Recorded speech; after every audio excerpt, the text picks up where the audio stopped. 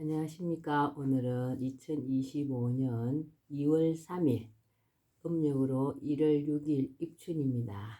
오늘도 난세의 영웅 흑익령을 아십니까? 85쪽부터 읽어보겠습니다. 연휴가 끝나고 오늘부터 이제 첫 출근하시는 분도 계시겠네요. 저희들은 금요일부터 일을 했습니다. 박의 정신, 소의 죽음. 15살 되던 해 나는 서울로 올라갈 결심을 하고 결행에 옮겼다. 7살 때 만났던 스님의 반드시 서울에 올라가야 한다라는 말을 잊지 않고 있었을 뿐 아니라 초등학교 6학년이었던 13살 때 그동안 한문과 유학을 가르쳐 주셨던 서당 훈장님이 돌아가신 데다가 초등학교 졸업 후 중학교에 들어가지 못해 학업이 중단된 상태였기에 서울로 올라가 배움을 계속해야 한다는 생각이 늘 내리를 떠나지 않고 있었다.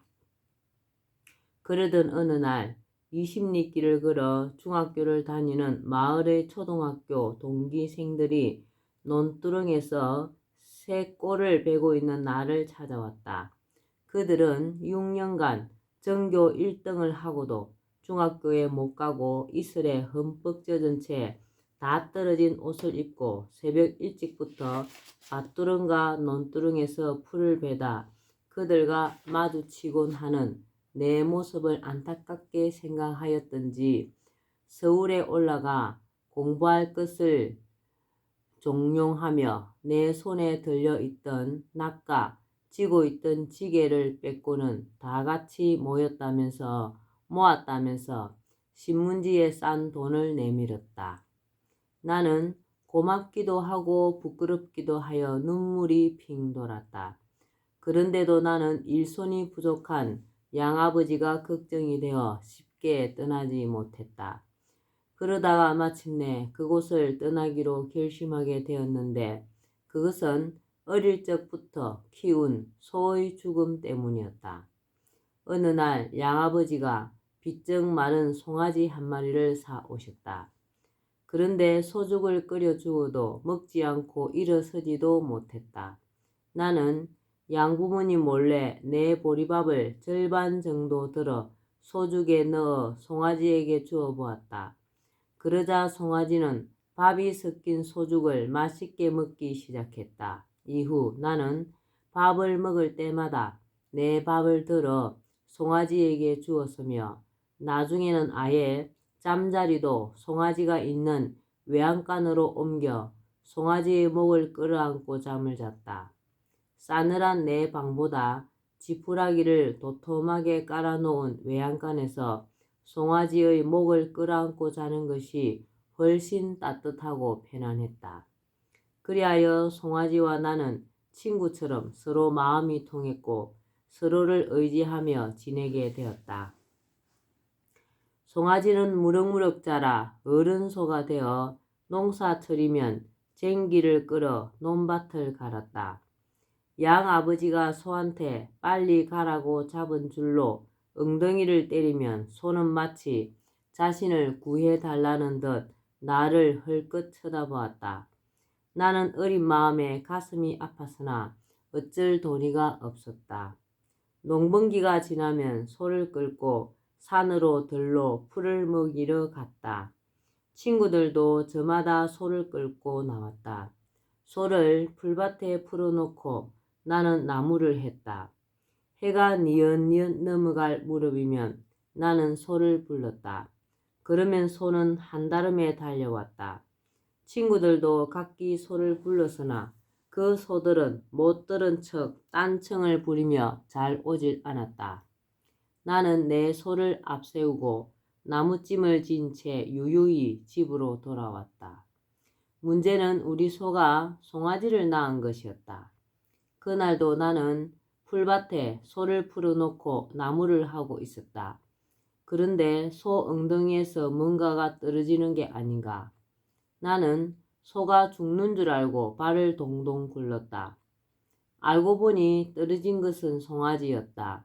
언제 임신을 했는지 송아지를 낳은 것이다. 얼마 지나지 않아 양아버지는 송아지만 남기고 어미소를 팔려고 하셨다. 소를 끌고 대문 밖으로 나가려 하자 소는 버둥대며 나가지 않으려고 했다. 다리에 힘을 준 채 송아지를 쳐다보며 음메 하고 울었다. 새끼를 두고 자신이 팔려간다는 것을 안 것이다. 많이 맞아야 비싼 값을 받는다며 양어머니가 부지깽이를 가져와 사정없이 소 엉덩이를 때렸다. 나는 소를 끌고 가는 양아버지 뒤를 몰래 따라갔다. 소가 끌려간 곳은 도살장이었다. 두 사람이 나와 소를 맨 줄을 건네 받아서는 큰 기둥에 바짝 묶었다. 나는 기회를 봐서 소를 풀어주르고 건물 뒤에 몸을 숨기고 숨을 죽이며 지켜보았다. 그런데 두 사람은 어딜 가지 않고 도끼를 가져오더니 한 사람은 소를 붙들고 다른 한 사람은 도끼로 우리 소의 머리 가운데를 내려쳤다. 소는 피를 흘리며 그 자리에 풀썩 주저앉더니 그대로 쓰러졌다. 충격을 받은 나는 마구 달리기 시작했다. 집으로 돌아온 후 나는 떠나기로 마음먹었다. 일손이 부족한 양아버지를 두고 차마 떠날 수가 없어서 차일피일 미루고 있었는데 이제 아무런 미련이 없었다. 정든 시골을 떠나던 마지막 날 저녁 나는 외양간으로 가서 죽은 소의 새끼인 송아지의 목을 끌어안고 소리 없이 울었다. 죽도록 주인을 위해 논밭을 갈며 송아지까지 낳아주었는데 새끼와 함께 살지도 못하고 도살장으로 팔려간 소의 운명과 인간의 배은 망덕이 원망스러웠다. 나와의 이별을 모르는 채 나를 물끄러미 쳐다보는 송아지와 영원한 이별을 하며 나는 처음으로 사람의 비정함을 느꼈다. 나무를 하러 갔다가 절에서 읽은 글귀가 생각났다. 동물을 죽여 그 피로써 신의 제단에 제사를 지내는 자를 보며 석가가 말했다. 그대가 행복해지기 위해 다른 생명을 불행하게 하는 것은 옳지 않습니다. 모든 생명은 그대와 같이 살아있기를 원합니다. 자기를 위해 남을 해치는 것은 이기주의입니다. 그러한 자는 일생 동안 불행한 결과를 받게 됩니다. 짐승의 피를 요구하는 신은 좋은 신이 아닙니다. 만일 그대가 모든 것을 향해 사랑과 친절로서 대하면 신은 저절로 그대를 돕게 될 것입니다. 아픔을 묻고 서울로 나는 집을 나섰다. 어둠이 짙게 깔린 저녁 8시쯤 굽이치며 흘러가는 진주 남강이 끝없이 내팔아 보이는 언덕에 어머니의 무덤이 자리하고 있었다. 그동안 공부한 한문책과 독학으로 배우기 위해 샀던 중학교 교과서와 일기장이 전부인 보따리를 어머니 산소 옆에 놓고 절을 하고 무릎을 꿇은 채 어머니의 무덤을 바라보았다. 나도 모르게 눈물이 흐르기 시작했다. 어머니의 무덤이 마을에서 가까운 데다 나무하러 산으로 갈 때나 내려올 때나 꼭 지나야 하는 산길 옆에 있다 보니 7살 때부터 하루도 빠지지 않고 절을 하러 매일 들르던 곳이었다. 그 초란 무덤을 두고 천리 먼 곳 서울로 떠나려니 도저히 자리에서 일어설 수가 없었다. 친구들과 나무를 하러 가고 올 때마다 친구들을 기다리게 해놓고 어머니 무덤에 절을 하는 것을 보고 친구들이 흉을 보기도 했지만 나는 꼭 살아계신 어머니를 보는 것처럼 즐겁기도 하고 우울하기도 했다. 비석도 없이 묘의 봉분이 다 가라앉다시피 했으나 나는 진달래, 철쭉 등 온갖 꽃들을 어머니 산소 주변에 심었으며 때때로 잡초를 뽑았다. 어머니가 추울까봐 어머니의 무덤 주변에 가을잎 나무로 울타리도 만들었다. 나무를 해오다 잠깐 무덤 앞에 앉아 멀리 노을에 물들어가는 지리산을 굽이굽이 감싸며 흘러가는 진주 남강과 끝없이 펼쳐진 하얀 백사장 옆 파란 대나무 숲과 마을에서 올라오는 저녁 연기를 바라볼 때면 갈잎 나무에 둘러싸인 무덤에서 어머니가 금방이라도 나를 부르며 저녁 밥상을 들고 나올 것만 같았다. 그때마다 나는 이곳이 어머니가 살아계신 내 집이면 얼마나 좋을까 싶은 생각이 들어 마을로 내려가기가 싫었다. 나는 어머니 무덤 앞에 앉아서 꼬박 밤을 새우고 날이 밝자 6년간 받은 우등상장을 어머니 산수 앞에 묻은 뒤 무덤의 흙을 조금 파서 보자기에 쌌다. 서울에 가서 무엇을 하든 어머니를 생각하기 위해서였다. 20열이 떨어진 반성이라는 곳에 기차역이 있었다. 전날 저녁과 아침밥까지 굶고 반성을 향해 걸어가면서 나는 정든 고향의 산천과 어머니 무덤 쪽을 수없이 뒤돌아보았다. 눈이 부어서인지 눈물 때문인지 앞이 잘 보이지 않았다. 박의 정신이 필요하다. 내가 세계를 통일하겠다고 하면 굳이 왜 세계 통일까지 하며 의아해하는 사람들도 있을 것이다. 그런데 나는 사람들이 좀 더 자비심을 가졌으면 한다. 넓은 사랑의 마음, 박의 정신을 가졌으면 한다. 사람들의 마음이 좀 더 따뜻하다면 나는 어릴 때 친구처럼 의지하고 아끼며 지냈던 정든소가 그토록 무참하게 도살되는 것을 목격하지 않아도 되었을지 모른다. 사실 우리는 너와 내가 따로 있는 것이 아니라 하나의 울타리 속에 서로 영향을 주고받으며 살고 있다. 그러므로 서로 귀하게 여기고 서로 도우며 가난하고 어려운 자, 약한 자에게 자비심을 베풀어야 한다. 이러한 사랑의 이타행은 궁극적으로 자신에게도 복이 되어 돌아온다. 석가모니는 천상천하 유아독존이라고 하였다. 우주에는 오직 나밖에 없으며 그 내가 존귀하다는 뜻이다. 곧 우주에는 내가 아닌 것이 없으니 모두를 귀하게 여겨야 한다는 말이다.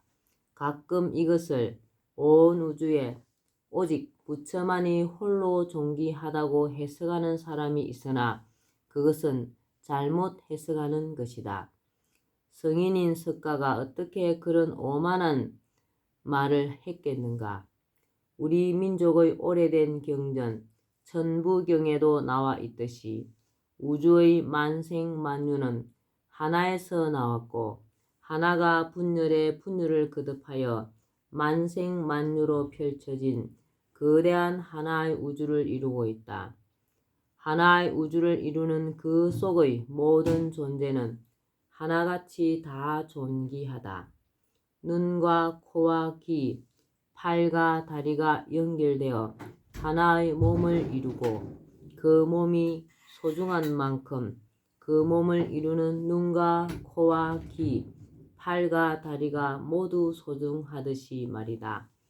나도 귀하고 너도 귀하고 모든 생명체가 다 귀하다는 것이 석가모니 부처의 천상천하 유아독존의 가르침이다. 남을 자신처럼 여기고 자비로 대할 것이요 이타심으로 바라보고 행동하라는 가르침이다.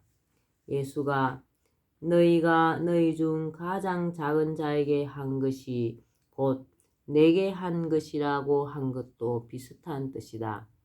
내 자식이 잘 되기를 바라거든 자식만을 위해 무릎 꿇고 기도하기보다는 가난하고 어려운 이웃을 찾아 봉사하는 것이 낫다. 그것이 진짜 기도이기 때문이다.